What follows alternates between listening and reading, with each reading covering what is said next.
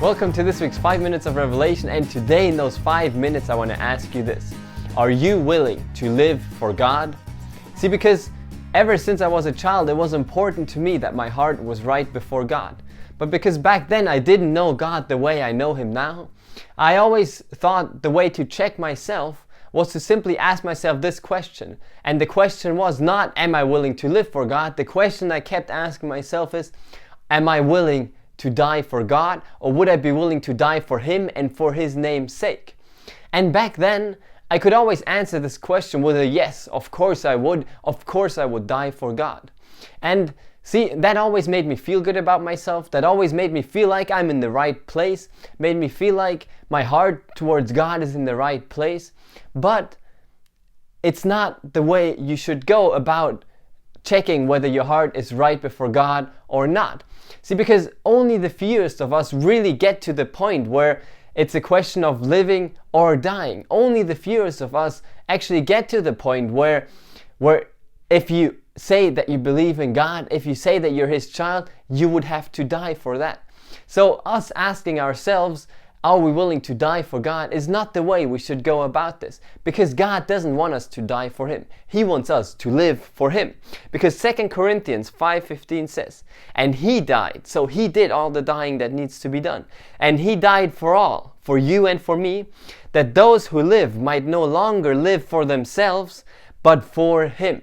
So Jesus died. He did all the dying that needs to be done so that you and I don't have to die for Him, so that you and I can live for Him. So today I want to encourage you to no longer ask yourself the question, am I willing to die for God? But to rather ask yourself, am I willing to live for God? See, because dying for God is easy, I would say, especially for those that never actually get to the point where they would have to make the choice. It is easy to say, well, if I had to do it, I would die for God. But right now I don't have to die for Him, so right now there's really nothing I need to do for Him. Right now there's really nothing I need to do to keep my relationship with God right, to stay in the blessing, to please God. There's really nothing I need to do right now.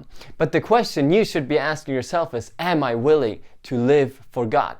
Because living for God is so much greater than dying for Him. And He doesn't want you to die for Him. He wants you to live for Him. See, because your love towards God is not showing in you saying, I am willing to die for Him.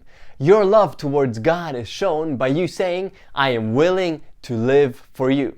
Because living for God isn't a one-time decision that you make. It's a decision you make every day. Every day you would have to make the decision to live for God. In every situation you would have to make the choice and say, no, right now I'm living for God. I'm going about this business the way God likes it. I'm going to please God with the things I do. I'm going to live for Him. And that's what I want to encourage you to do today. See, because God gave me this revelation. A few months ago when I was sitting there asking myself that question again, am I willing to die for God? God stopped me right there and said, I don't want you to die for me. I want you to live for me. So are you willing to live for me?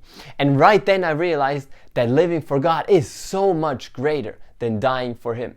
So if today you're still asking the question, am I willing to die for God? And you think you're fine if you can answer that with yes, don't do that any longer. Ask yourself, am I willing to live for God? And by that I mean, am I willing to put aside my own ability in this life and taking on His ability, the way He does things, His power, His authority? Am I willing to do that in every situation? Am I willing to turn to Him to get the answers from Him for my questions? Am I willing to look to Him when I need answers? Am I willing to look to Him when I need directions? That's what it means to live for God. See, and when you make the decision and when you start living for God, then you will realize that you won't drown in your problems anymore, that you won't die for God in your problems anymore.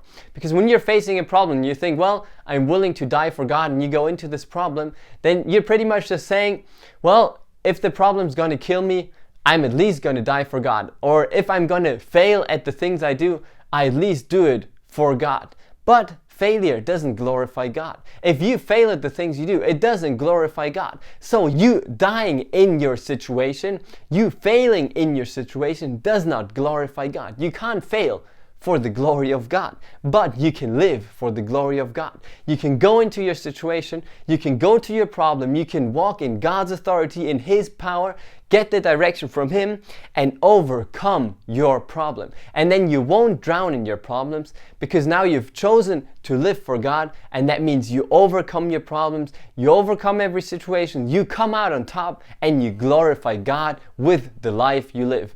And that's what pleases God, that's what shows God how much you love Him, and that's how God knows and how you know that your heart is right towards Him, if you're willing to live for Him.